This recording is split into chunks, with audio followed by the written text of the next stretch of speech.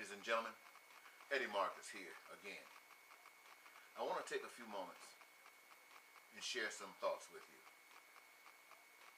I've talked to you mostly about peace and prosperity and joy because this is what I see as being the best for humankind to experience in living. And that's all I've talked about. And I haven't been able to really understand why it has been so rejected. Kind of understand it now, but anyway, I'm still on that path. And I've been studying religion, ladies and gentlemen, for some 65 years. And I can take you some places. I'm not going to try to take you everywhere, but I'll take you some places. Look here. Jehovah's Witnesses. You've heard of them. Latter-day Saints, the Mormons. You've heard of them. You've heard of Scientology and the Pentecostals. You've heard of the Baptists, the Methodists, the Catholics. You've heard of Christianity at large. You've heard of Islam at large. And you've heard of Judaism at large. You've heard of Buddhism at large. And all of the rest. Here is my evaluation of them. And I'm giving you my opinion based upon the wisdom that I have. That these organizations have good, basic, solid principles for their standing. But they are not led by that. That is just to get the general people, get them involved. But the heading of these organizations, whether it started that way in the beginning or it just ended up that way, that's crooked as a $3 bill. And that's all across the board. That's not any particular, that's all of them, every last one of them. So, I know that you know that there is a power superior to you. No one has to tell you that. You know that. Now, what do you do in this world where everybody got their own God and their God is the kind of God that the people have presented themselves as being? That's the kind of God that they follow.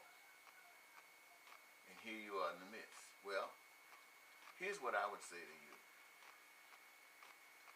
Stop listening to what people got to say about God. You watch people. That's the language. Watch what they do. That's the language.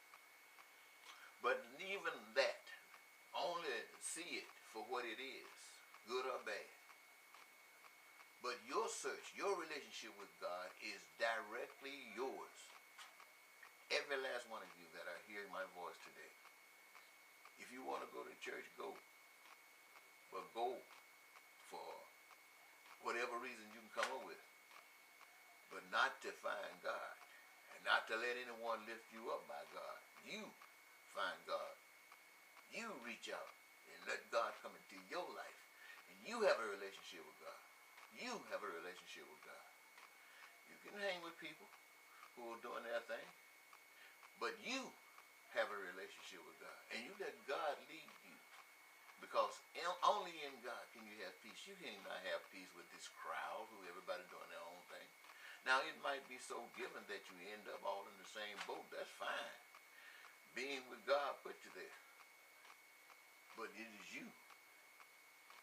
And you probably don't even know that the other folks are in the garden with you. So what am I saying basically? I'm saying to you this. People in the world are as they are. All of the religions and stuff, or it's almost like I heard someone say Cain and Abel. If I can use this analogy to make it a little clearer. Cain and Abel could not do their thing as brothers. They were against each other, and one ended up killing the other.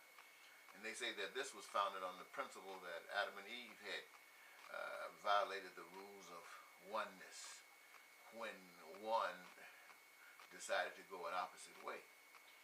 And the other found a reason to follow. And in so doing, that peace, that love that was there was broken. It was reflected in the raising of their children. I might have to cut this off. It was reflected in the treatment of their children. And their children grew up not really liking each other because the mother and the father didn't really like each other. And so when we think about it, we think about Adam and Eve being in the garden. And I'm talking a biblical story to you now. Most of you are familiar with it. Being in the garden.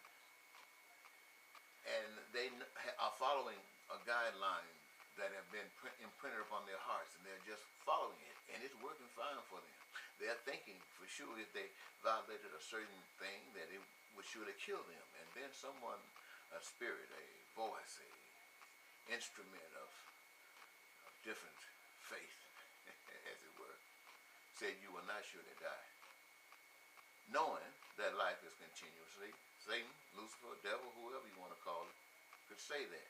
Life is everlasting. But the devil knew what they didn't know. The devil knew that when they were to die for violating this rule, they would die a spiritual death. But at the same time, life would continue, only this time it would be in the physical. And so when they violated the rule and died spiritually, and when I say died, I mean they have no memory of anything back there. So they're here. And so the spirit there now says, I told you would not surely die. Why? Because they're still alive. And they recognize this. So they're truly confused. But everything that's here, everything that's happening, has been led by that spirit of deception. That spirit of whatever evil is all about. Knowing still that everybody that comes into this world, have been taught about love. They're taught in the womb, in the mother's womb. They're taught about love. That's why it's imprinted on their heart. And so you just can't come and throw some dirt at us. You got to work with it slowly, gradually, and work all that understanding, love, and stuff out of them by lying and deceiving over time. And so here we go, listening to this deceitful one, following the traditions. And so Jesus, looking down and says, let me go and show them the truth. No one was here, even though they had been hearing Abraham. Everybody been hearing the voice and going this way and that way like they are now. Jesus says, let me go down. And he comes down, live amongst the man, live amongst the humankind, and say, look, what the church is telling you about God is a bunch of junk. Their father's the devil. And the system is junk. There is a power, there is a God. My Father, our Father, who's in heaven. Someplace else, meaning basically you can't see him. He's in the spirit world. You don't know anything about the spirit world, but the spirit world is real. And if you can just believe, that this is slop and that you're at the trough, if you can believe what I'm telling you, you can be able to do things like laying hands on the sick and they will recover. Talking to the blind, the dumb, the deaf, to their ears and bringing them forth. You will be able to call the dead to rise. You'll be able to do monumental things just because you know. And because you know, you can receive all that power. Let me show you. I'm going to violate all of this. Everything that you want, they are offering it to me. I turn my back on it. I don't want it because I know it's the wrong way to get it. Now I'm still talking against the brothers. I'm talking about the church. I'm talking about the government. I'm talking about glorifying my Father to you. And so here we are. They don't like it. Nobody likes it. They put him on the cross. He knew he was going to the cross. Why? Because he wants to show you something. He wants to show you that if you must, then so should you. He goes on that cross. He dies. Well, there are a lot of stories says he doesn't and all that kind of stuff, but you basically heard he dies. So let's just deal there. He dies. And what happens? A couple of days, he rises up. Go back to those people who know that he was dead. Say, look, I'm alive. Look here. Look here. Now here's the evidence. All of the things that you saw happened. Here's the evidence that I'm alive. I want you to know that the Father that I'm telling you about, the Spirit Father, is superior to this devil that's driving you, making you do things you don't want to do. They're using you, abusing you. Remember, some people used to work for the government. When they went out in the field, they used government cars. Then all of a sudden, the government, for whatever reason, the economy, they decide they want to tighten up. Now they want you to use your own cars, and they give you gas.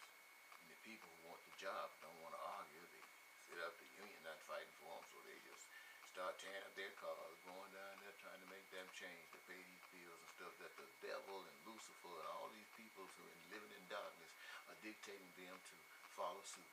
And they don't know that they got the power to resist. All they got to do is stand up. You don't get that in the church. That's why the church is no good. It does not tell you to stand up. Dr. Martin Luther King, who stood up here in the midst of a lot of guys who are as old as I am, stood up saying, hey, I'm free. I'm free because I know the truth. Now, what happens? What happens? The same thing happens, ladies and gentlemen. Dig this. The same thing happened before. When they said you would surely die if you ate of that tree, you died to the spirit. Now, when you turn your back, when you really see the world for what it is, and you turn your back on it, and you see the glory of where you come from and what it's really like, then you're gonna get killed here. You're going to get killed. And when they kill you, it's going to be just like waking up, dying to this, not going to have a memory or anything of it. And your life going to be going forward like it's been going that way all the time. And it's going to be the wonderfulness for what you were killed for. Now, I'm telling you that. You ain't got to believe that. I'm just telling you that is what I see. And because I see it that way, I don't care. I'm making my bed. I'm making my